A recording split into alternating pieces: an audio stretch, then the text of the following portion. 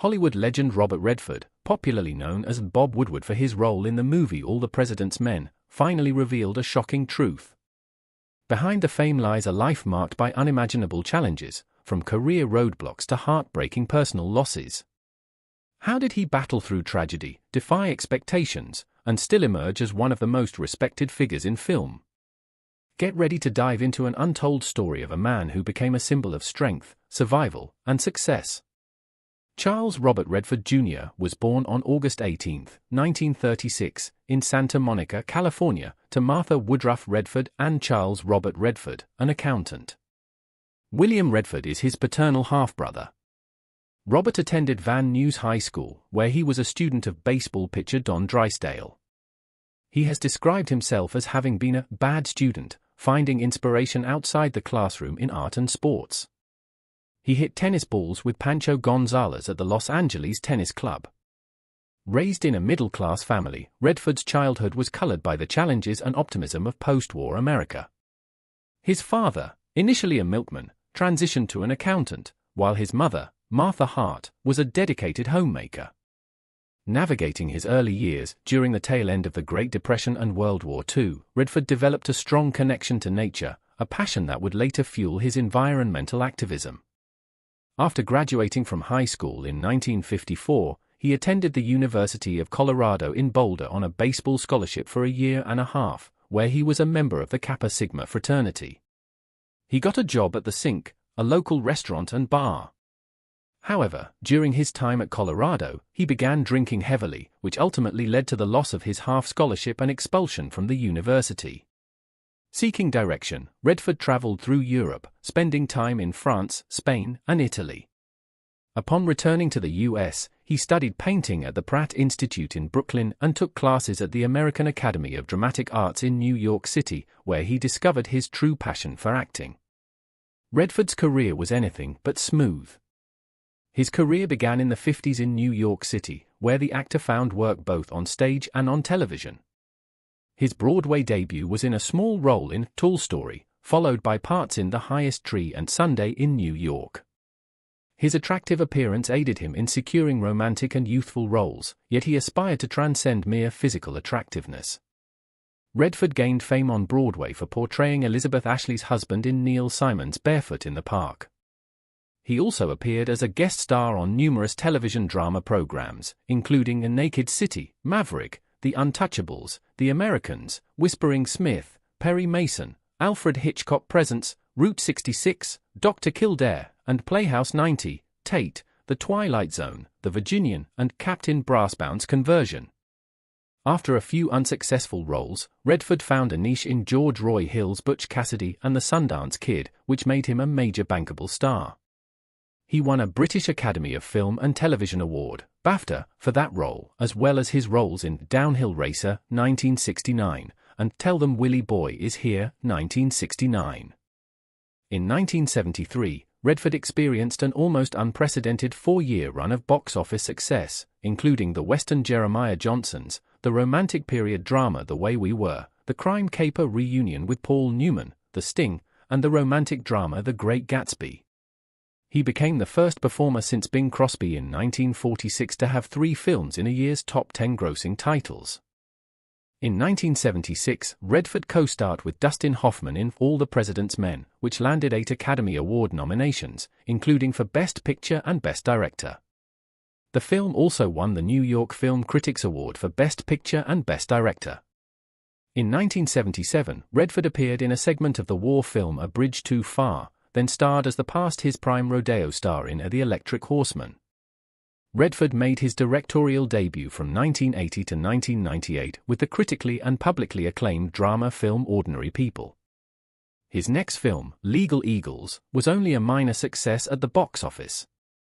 Redford did not direct again until The Milagro Beanfield War, a screen version of John Nichols's novel of the Southwest. Other directorial projects include the period drama A River Runs Through It, based on Norman Maclean's novella, and The Exposure Quiz Show. Redford, a major star throughout the 90s and 2000s, returned to mainstream success as a director with his third film, A River Runs Through It, in 1992. He played a popular role in Indecent Proposal, Up Close and Personal, and The Horse Whisperer. Redford was a leading environmental activist and narrated the IMAX documentary Sacred Planet. In 2013, he starred in All Is Lost, directed by J.C. Shander, receiving acclaim for his performance. He was nominated for a Golden Globe Award for Best Actor, Motion Picture Drama, and won the New York Film Critics Circle Award for Best Actor. In 2014, he played Alexander Pierce, the main antagonist of Marvel Studios' superhero film Captain America: The Winter Soldier. Redford played bank robber Forrest Tucker in The Old Man and the Gun, 2018, which received a Golden Globe nomination. In August 2018, Redford announced his retirement from acting following the completion of the film. However, a month later, he expressed regret, stating that he regretted announcing his retirement due to the uncertainty of his future acting career. In the late 90s, when Redford was just beginning to find his way as an actor, he met Lola Van Wagen, a vibrant and intellectual young woman from Utah with strong roots in her Mormon faith in Los Angeles. Lola was different from the women Redford had known. She was grounded, passionate, and shared his love for nature and the outdoors. On August 9, 1958, Redford married Lola in Las Vegas just as his career was taking its first steps forward. While their wedding reception in Vegas remains a secret, we can reveal that Lola's grandmother's home hosted a second reception on September 12 of the same year. Together, Redford and Lola had 4 children: Scott Anthony Redford, Shauna Jean Redford, David James Redford, Jamie, and Amy Hart Redford. For nearly 3 decades, Lola was the woman by his side as he transformed from a struggling actor to a Hollywood icon. They built a life together. Far from the noise of celebrities, focusing on their shared values, Redford and Lola's love story started brightly, but they faced challenges that tested their bond. In 1959, just a year after they married, Redford and Lola faced an unimaginable loss. Their first child, Scott, died of sudden infant death syndrome, SIDS, at just 2.5 months old. The grief over this tragedy cast a long shadow over their marriage. Redford, a private man even then, rarely spoke publicly about the pain, but it stayed with him. Scott's loss was something he carried quietly, and the strain it put on their relationship was difficult to ignore. Through the years, Redford buried himself in his work, and as his fame grew, so did the distance between him and Lola. Still, they built a family, and Lola became a historian and environmental activist, supporting his career and raising their children. But after nearly 30 years of marriage, in 1985, Redford and Lola decided to go their separate ways. Their divorce, while amicable, was the end of a long chapter in Redford's life. He has always spoken of Lola with respect, recognizing the important role she played in shaping his early years. In 2001, 16 years after the split, Redford told that the relationship had come to a natural end, it was mutual, and it was right to move on. We still have wonderful love, outstanding affection, and great friendship. Our children's resilience is truly remarkable, and I believe we deserve commendation for it. I never wanted to be one of those predictable divorce showbiz casualties. I wanted to show that a marriage could last and prove the business wrong. But I couldn't. Redford and Lola never publicly announced a separation or divorce, but in 1982, entertainment columnist Shirley Eder reported that the pair have been very much apart for several years, questioned the finality of the divorce in 1991. Numerous websites claim they finalized their divorce in 1985. For years, Redford kept his romantic life private. Tabloid headlines linked him to a few women, but nothing became the subject of his personal life. Redford had always been protective of his personal life, preferring the solace of nature to the chaos of Hollywood parties. He retreated to his ranch in Utah, focusing on his passion for the environment and independent filmmaking. During this time, he was learning to navigate life as a single man, balancing the pressures of his career with the need for personal peace. He had seen firsthand how fame could intrude on a relationship, and after Lola, he was determined to keep things under the radar. Then, in the 1990s, Redford met Sybil Sagers, a German-born painter. Their relationship began quietly, almost unnoticed. Sybil, like Redford, was a creative spirit, an artist who channeled her love of nature into her work. The two shared not only a love for the arts but also a commitment to environmental causes, which became a central part of their bond. In 2009, after years of being together, Redford and Sybil married in a small, private ceremony in Hamburg, Germany. Sybil understood Redford's need for privacy and solitude, and they settled into a quiet life together, spending much of their time at his Sundance estate in Utah. They lived a life far removed from the Hollywood spotlight, surrounded by mountains and nature's tranquility. Redford's relationship with Sybil was characterized by a sense of peace, unlike his first marriage. Their union was based on deep, quiet love, as both had lived full lives before finding each other. Together, they collaborated on environmental projects and artistic endeavors, with Sybil's art exhibitions often reflecting the natural beauty they both cherished. Now that we have understood Robert Redford's remarkable rise to fame and his numerous achievements, it's time to talk about the heartbreaking realities he endured throughout his life. Do you also know that behind Hollywood's success and legendary status lies a life touched by deep personal tragedy? Showing that even the brightest stars have their own most challenging moments. As a child, Robert had polio. In 2011, the famously private Robert Redford surprised everyone when he agreed to cooperate with author Michael Feeney Callan on a book about his eventful life. And one of the many intriguing revelations that emerged was the actor's bout with polio as a child. It began when he was just 10 years old, returning home exhausted after a day out on a paddleboat in Los Angeles. He said, "I barely made it back to shore." Robert Redford faced a health scare that terrified his family. He was diagnosed with polio. He said he was experiencing severe physical and mental discomfort. "Every day, Mom sat by my bed with wet clothes and swabbed my eyes to open them. She kept me going." During Redford's childhood, the disease, which had the United States in its grip before the Salk vaccine, was a pervasive threat. Fortunately, the case wasn't severe, but despite this, the future Hollywood star spent several weeks in bed at the age of 11 after overexerting himself during an ocean swim. He told NPR in 2018 that the mid-1940s were a frightening time to contract the condition. Before the discovery of the Salk vaccine, the fear of polio always hung over your childhood because all you saw were people in iron lungs. This experience occurred in an era when polio victims were confined to a machine called an iron lung during the polio epidemic. Seeing many individuals dependent on these machines during the outbreak was a stark reminder of the devastating effects of the disease. Redford's statement highlights how common and haunting this image was, leaving a lasting psychological impact on those who witnessed it. While his encounter with the disease was less severe compared to many others, the psychological shadow of polio loomed large, sparking a lifelong appreciation for health and resilience. One of the most touching elements of Robert Redford's legacy is his tribute to Jonas Salk, the creator of the polio vaccine.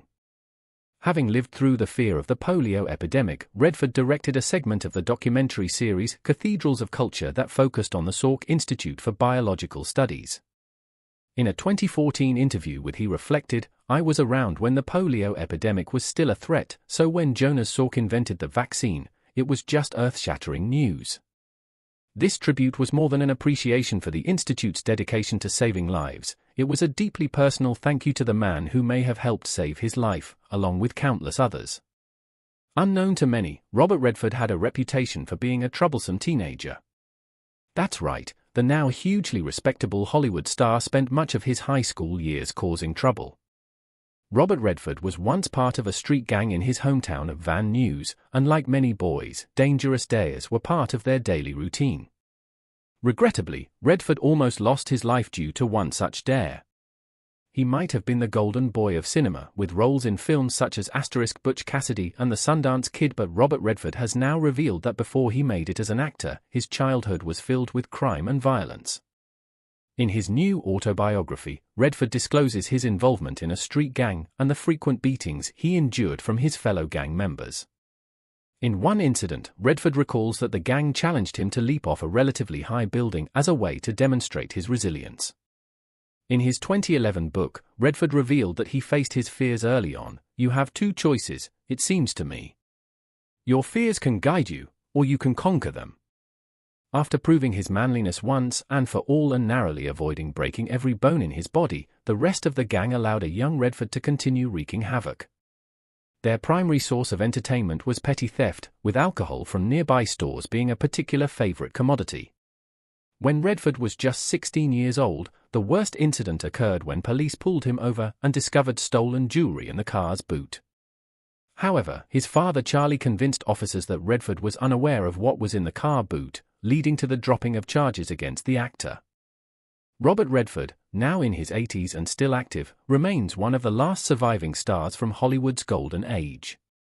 Over his 6-decade career, he has achieved recognition at the Academy Awards as both a filmmaker and actor, founded the Sundance Film Festival, and received the Presidential Medal of Freedom.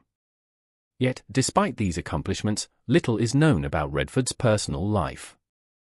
Redford had suffered more hardships by the time he first appeared on screen in the 1960s than most do in a lifetime.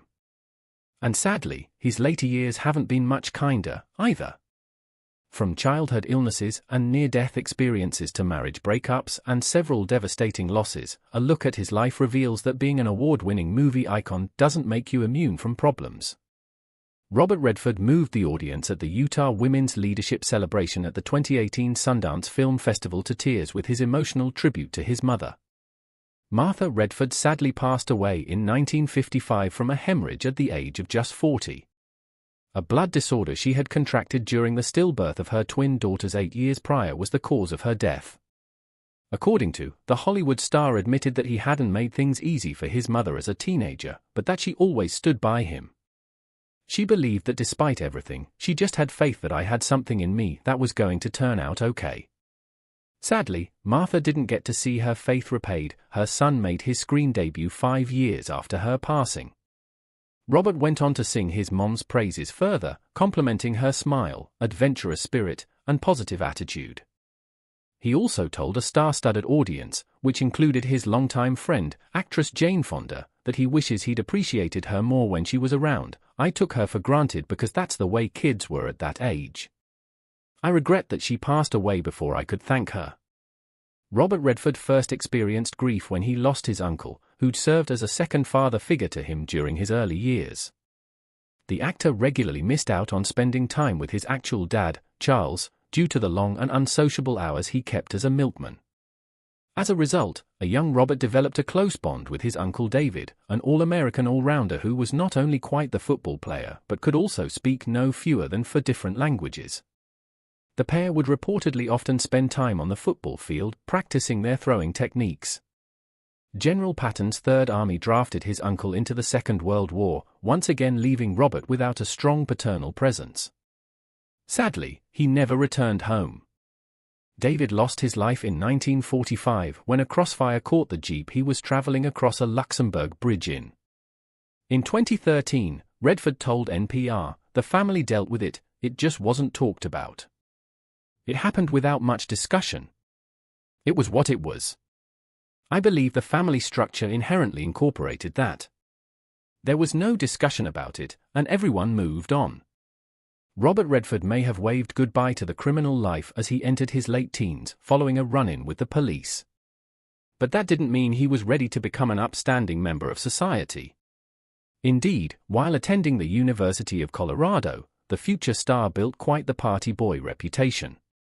In his 2011 book, Michael Feeney Callan noted that despite Redford's rise in popularity in the drinking circles, he remained a controversial figure.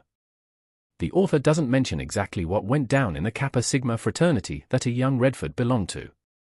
However, given his expulsion from the college after only 18 months, we can't imagine it was a pleasant experience. But that wasn't the end of Redford's education.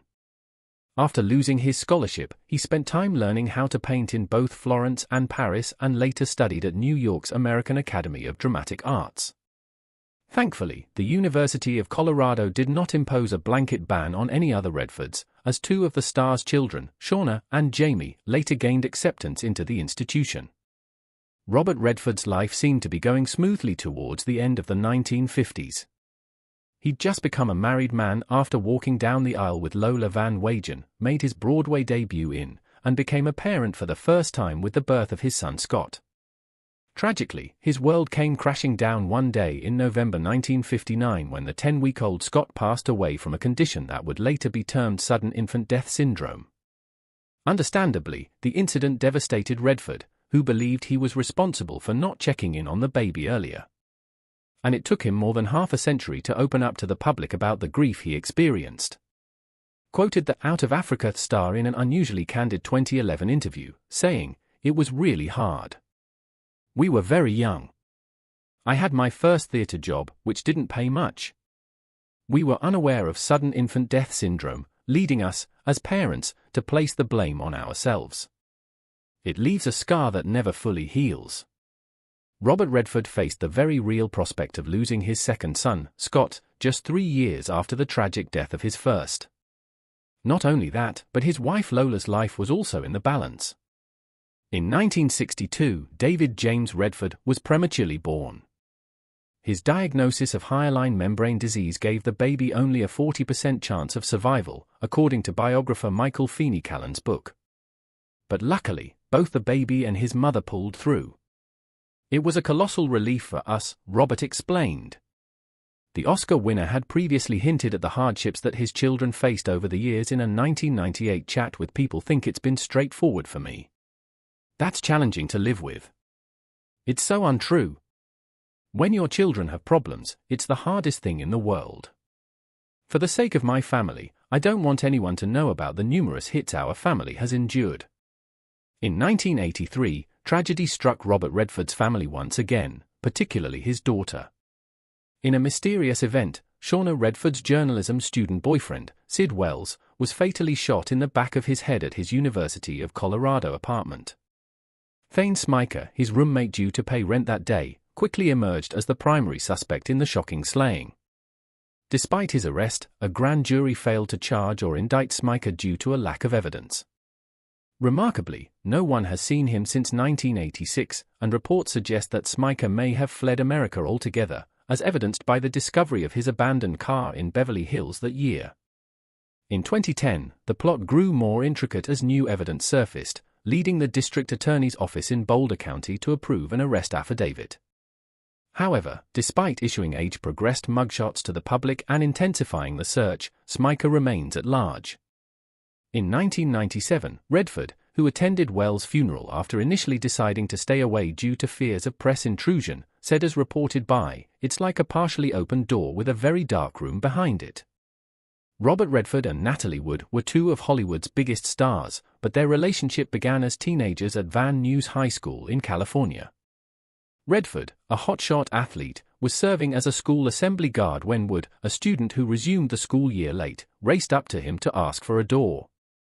Redford refused, and Wood, who was already angry, called him an a-hole and walked away. The two did not cross paths again for 10 years until Wood and Warren Beatty met Redford after seeing his performance in the Broadway play Sunday. Redford was on Wood's radar, and she convinced him to cast him in the role that launched his movie career. They reunited in the 1966 movie and appeared in 1972's political drama. Their last encounter was in the 1980s when Redford was trying to cast his directorial debut. Wood, whose career had cooled, coveted the role of the cold, distant mother, but Redford didn't think she was right for it. Robert Redford may well have had Natalie Wood to thank for his breakthrough Golden Globe-winning role as closeted film star Wade Lewis in * Inside Daisy Clover Star.